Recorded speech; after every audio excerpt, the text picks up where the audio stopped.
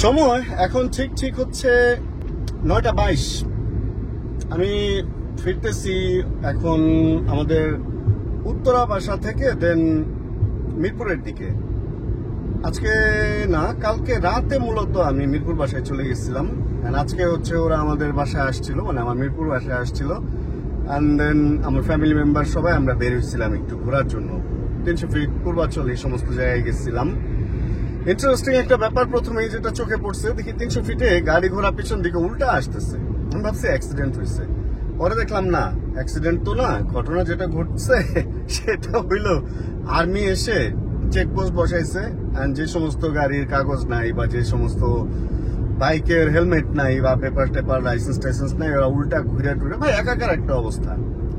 কয়েক জায়গায় চেকপোস্ট আছে, ধুমায় কেস করতেছে আর্মি, প্লাস পুলিশও কেস করতেছে, সার্জেন্ট যারা আছে আর কি।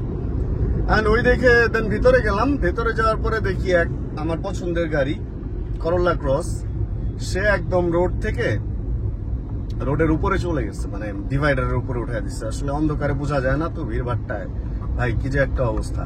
যাক, এরপর আমরা হাঁসের দোকানে গেছি, হাঁস টাস খাইছি। মা হাঁস খায় নাই যদিও, মুরগি খাইছে। এন্ড দেন পার্ক দেখছি, ওখানে পার্কে সুন্দর সুন্দর রাইড আছে।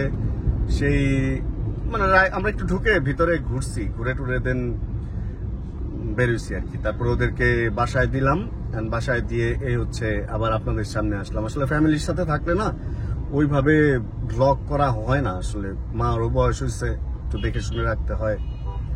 এখানে আবার কি হইলো, দাঁড়ান তো। এই সারা রাস্তা ক্লিয়ার ছিল, এই জায়গাটা এসে মোটামুটি দেখেন জ্যাম টুকটাক লাগছে। জ্যাম না, আসলে এটা হলো যে উপরে উঠা নিচে যাওয়ার যে ব্যাপারটা। যাই হোক, চলেন এই জায়গাটা পার হয়ে কথা বলি। কোনো অঘটন ঘটছে নাকি কে জানে। এখানে খিলক্ষেতের হলো ওই যে দুই পারে এই জায়গাটা একটু কাটছে, কাটার কারণে এই জায়গাটায় মানে সবাই স্লো করে। জ্যামের উৎপত্তি আসলে এখান থেকেই হয়, যেটা দেখতেছি। যাই হোক, আজকে হচ্ছে ঈদের 3য় দিন, আর মোটামুটি রোডঘাট খারাপ না, এখনো পর্যন্ত অনেকটাই ফাঁকা আছে। আর আজকে একটা চরম ভুল করছি আমি লাইফের, চরম ভুল ভাই। দাঁড়ান সামনে এসে বলি ভুলটা কি করছি। দেখেন, অনেক ঘুরছি, ঘুরে টুরে বিজয় সরণি দিয়ে দেন আমি উঠছি হচ্ছে এলিভেটেড এক্সপ্রেস ওয়েতে, যে 300 ফিট এসে নামবো। ওইখান থেকে গিয়ে একটা মোড় আছে, যেখান থেকে বামে মোড় না নিয়ে যদি সোজা দিকে যান তাহলে আপনি হাতিরঝিলের রোডে উঠে যাবেন। আমি টাকা দিয়ে এলিভেটেড এক্সপ্রেস ওয়েতে উঠে দেন হাতিরঝিল দিয়ে নেমে গেছি। অবস্থাটা চিন্তা করেন, মানে পুরাই একটা এফডিসির ওই দিক থেকে নেমে দেন মানে বোধাইয়ের উপরে যদি আর কিছু থাকে ওটা হয়ে গেছি, ভমকায় গেছি ভাই, পুরা ভমকায় গেছি এই কাহিনীতে আজকে আমি। যাক, চলেন আমরা রোড দেখি। দেখেন মোটামুটি কিন্তু রাস্তাঘাট এখনো পর্যন্ত ভালোই ফাঁকা আছে। আজকে 3য় দিন বললাম না, আর 2 দিন হয়তো এরকম ফাঁকা থাকবে, মানে এই সপ্তাহটা হয়তো এরকম ফাঁকা থাকবে। তারপরে গিয়ে আসলে আর ফাঁকা ঢাকার শহরে আমরা দেখতে পারবো না, যদিও এই মেইন রোড গুলাই আমরা ফাঁকা পাই। ইসের যে রোড গুলা আছে, মানে যে রোড গুলা হচ্ছে ইসের এই যে অলিগুলি, মানে শহরের যে আবাসিক এলাকার যে রোড গুলা আছে ভাই, সত্যি কথা ওইগুলাতে না মোটেও নাই, মানে ফাঁকা নাই। রিক্সা টিক্সার ভিড়ে রাস্তার অবস্থা পুরা বিদিক ইচ্ছা টাইপের একটা অবস্থা। বাট এগুলা তারপরে মোটামুটি মেন রোডে উঠলে একটু শান্তিতে চলা যায়, এলিভেটরে না উঠলেও হয়। কিন্তু আমার 80 টাকা যে জলে গেল, এটা বেশি একটা মানতে পারতেছি না। তবে খুব রাফ চালায় অনেকে বাইক। ও যে সামনে একটা দেখা যাইতেছে ভাই, যে টানটা দিচ্ছে ওই মানে বাইক একটু ভয় লাগতেছে আমার এই ঈদের মধ্যে। ওরকম পাওয়ারফুল গাড়ি টাড়ি নিয়ে রংবাজি করতে দেখি নাই, বাট বাইক নিয়ে প্রচুর কাহিনী কিচ্ছা দেখতেছি। এই যে রাতে আপনারা যদি ডান দিক দিয়ে ওভারটেক করতে যান, এগুলা থেকে সাবধান, যে গাছে পানি টানি দেয়, এই ট্রাকের সাথে কেউ আবার লাগায় টাগায় দিয়েন না। যাক, শহরটা সুন্দরভাবেই সাজানো হয়েছিল, সাইড টাইড গুলা দেখলে বোঝা যায় ঈদে মানে এবারে ঈদটা আসলে জমছে। গাড়ি আছে বলে কিনা জানি না, এবার মানে আমার কাছে কেন যেন মনে হইতেছে অন্যান্য ঈদের চেয়ে এবার ঈদটা জমছে, কারণ ফ্যামিলি নিয়ে 2বার বেরোতে পারলাম, ভাই ব্রাদারদের নিয়ে বেরোতে পারলাম। গাড়িটা থাকাতে আসলে কিছু সুবিধা পাচ্ছি, ভালো লাগতেছে। আমি জানি না ব্লগ আপনাদের কেমন লাগতেছে, ব্লগে আপনাদের গাড়িটা ভালো লাগতেছে কিনা এটাও প্লিজ আপনারা একটু কমেন্ট করে জানায়েন। রেগুলার চলাফেরা করতে এই রোডটা আমার পরে, মানে এই রোড দিয়ে আমার যাইতে হয়। দাঁড়ান লাইটটা অফ করে দেখাই। দেখেন রোডটা কিন্তু মারাত্মক সুন্দর একটা রাস্তা, মানে সামনে পিছে সব দিক মিলে। ওই যে পেছনের পাশও দেখেন, যদিও গাড়ি আসতেছে অতটা বোঝা যাইতেছে না, এখন বোঝা যায়। এই গাড়ি যখন যায় তখন রোডটা কাঁপে, অনেক সুন্দর লাগে, মানে যত রাত হয় এই রোডটা মনে হয় তত বেশি সুন্দর হইতে থাকে। আমার এই গ্লাসটা একটু ময়লা, বাইরে থেকে ধুলা টুলা পড়ছে, এই জন্য ক্লিয়ার বোঝা যেতেছে না, বাট একটা সুন্দর গানের সাথে এই রোডের একটা ফুটেজ এত সুন্দর লাগবে এরকমটা আমার মনে হয়। হ্যাঁ, যাই হোক, এই রোডটা দেখানোর পর আমরা এখন আছি হচ্ছে কোন জায়গায় জানেন? আমরা আছি হচ্ছে এখন ওই যে প্রধানমন্ত্রী কার্যালয় থেকে সে আইডিবি যাইতে যে রাস্তাটা পরে আর কি, এই লিংক রোডটাই আসলে সুন্দর। ফোন দিলাম টুপি চত্বরে, একটু কল লাগাইলাম, কারণ আজকে সারাদিন ফ্যামিলিকে টাইম দিচ্ছি, তো একটু নিজস্ব আড্ডা, একটু বন্ধু বান্ধবিক আড্ডা ওইটা দেওয়া হয় না। আর বন্ধু বান্ধবিক আড্ডাটা হচ্ছে মেন্টাল রিফ্রেশমেন্ট, ওইটা খুবই গুরুত্বপূর্ণ একটা জিনিস, মেন্টাল রিফ্রেশমেন্টটা। অ্যান্ড ওইটার জন্য হলো ফোন দিলাম ভাই ব্রাদারদের, অ্যান্ড ওনারা বললো ওনারা কি টুপি চত্বরই আছে। অ্যান্ড এবার একটু টুপির দিকে রওনা হইতেছি। আর আজকে আমি এদিকে হয়তো থাকবো, আবার যদি ভালো না লাগে তাহলে রাতে হয়তো বাসার দিকেও চলে যেতে পারি, ঠিক নাই। একা একা মানে ফ্যামিলিতে থাকতে থাকতে হঠাৎ করে একা একা থাকতে খুব একটা ভালো লাগে না, মানে এখানে বেশি একটা ভালো লাগে না। এডিট থাকলে সময় পাস হয়ে যায়, কিন্তু এডিট না থাকলে না খুব বাজে লাগে জিনিসটা, কিরকম যেন একা একা লাগে আসলে। আর এই রোডটা আমি অনেক ভিডিওতেই বলছি, আজকেও বলি, এই রোডে অনেক সময় পিচ্ছিল হয়ে থাকে এই সমস্ত মোড়গুলা, বাইক নিয়ে এসে ব্রেক করে অনেকেই স্লিপ খেয়ে পড়ে। আপনারা একটু কেয়ারফুল এই রোডটায়। রোডটা যত সুন্দর ততটুকু আবার ভয়ঙ্করও। তবে এই আগারগাঁ রোডটা আসলে ঈদটা কিছুটা বোঝা যায়। এই পারে টুকটাক দোকান, ওই পারে আরো বেশি দোকান, এদিকে একদম কম না। দেখেন দোকান দোকান আর দোকান।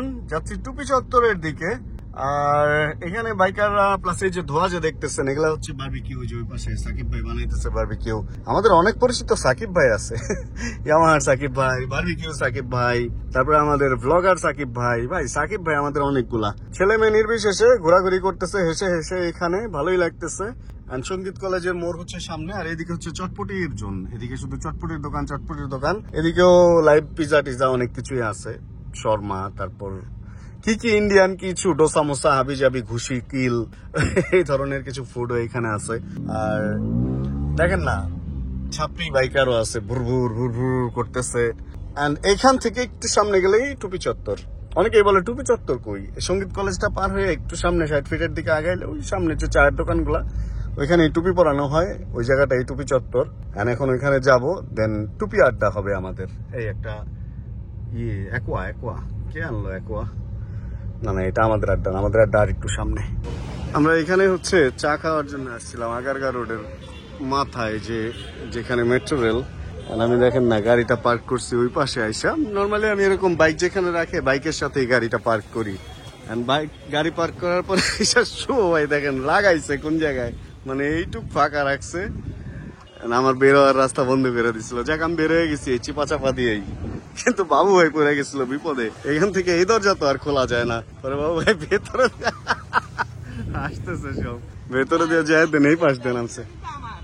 আপনার প্ল্যান কি একটা অবস্থা। এই আমার এখানে দেখেন কি অবস্থা, লিখা টিকা কি করছে, সে একটা অবস্থা। ধুলা পড়া গাড়ির অবস্থা খুব বাজে দেখা যেতেছে। আজকে রাতে এটা ঝাড়াঝাড়ি করতে হবে একটু ভালো মতো। যাক চা খাই আমরা একটু এখানে। রানা ভাই এখন এই যে বাটে পড়ছিল, এই অবস্থায় তার গাড়িতে ঢুকতে হবে। এখন দেখা যাক। আমার গ্লাসটা দিছে খুইলা, মানুষ এদিক দিয়ে কেমনে ঢুকে। যাক, এই টেকনিক আপনারা রানা ভাইয়ের ভিডিও ফলো করলে জানতে পারবেন যে কিভাবে এই অবস্থায় থাকলে গাড়িতে ঢুকতে হয়। মাঝখানে হাত রাখতে হইব যাতে একটার সাথে আরেকটা না লাগে, হাত দিয়ে এটা পাহারা দিতে হইব। আচ্ছা ঠিক আছে।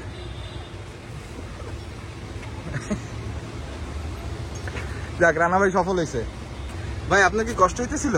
না ঠিক আছে ভাই, ওকে। 12:26 বাজে, দেখছেন তো গাড়িতে কিভাবে ঢুকতে হয়েছে আমার। একটু মানে এমন একটা ভাবে রাখছিল যে ওইখান থেকে বের হওয়াটাও যেমন মুশকিলের ছিল, ঢোকাটাও ওরকম মুশকিলের ছিল। যাক মোটামুটি বেশ রাত হয়ে গেছে, আড্ডা টাড্ডা ভালোই দিলাম আমরা দিয়ে।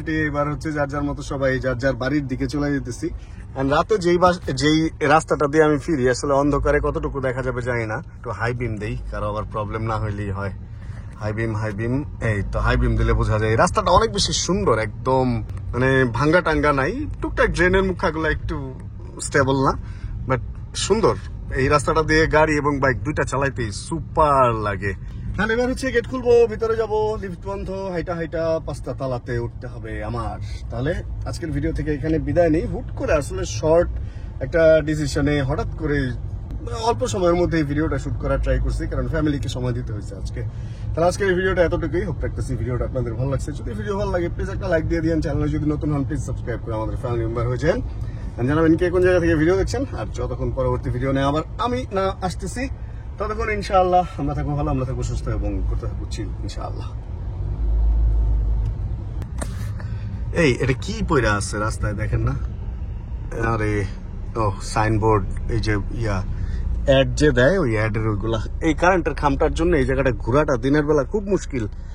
মানে এক হলো ভিড় থাকে, দুই হলো পুরা রাস্তাটা নিয়ে দেন ঘুরতে হয়, ঝামেলা ফাপড়। Check the mic and make sure it sound right, boys.